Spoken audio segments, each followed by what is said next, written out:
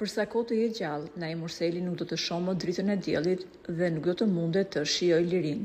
Ky ishte dënimi i gjykatës për këtë rast të paprecedent të ndodhur në Kosovë, por tashmë që hetimet kanë përfunduar dhe gjykata e dha vendimin e saj, ndal në pa disa detaje nga hetimi që kanë treguar se si ra në kurth Urseli.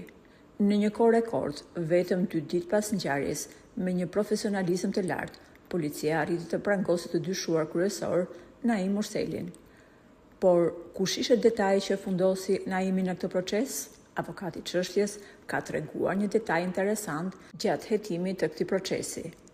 Në momentin e parë që Urseli dhe 2 djemtë e tij kanë shkuar në polici për të raportuar grabitjen që i kishte ndodhur në mes të rrugës, midis personave që e dëgjonin, ishte edhe një hetues profesionist i gjuhës së trupit. Teksa Urseli ka dhënë dëshmi, hetuesi ka vënë re se Naimi është acaruar disa herë dhe i ka bërtitur 2 djemve të vegjël që të mos flisnin.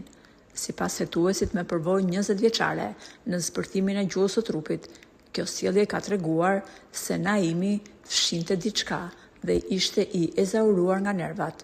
Nëse ai do të ishte i pafajshëm dhe nuk do të kishte asnjë lidhje me atë që kishte ndodhur, ai do të fliste qetësisht me fëmijët dhe do të mundohej t'i qetësonte.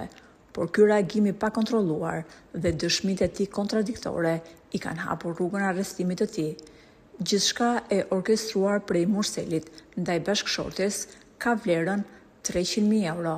Kjo është shuma që do të merrte ai nga siguracioni i jetës së liridonës në Suedi.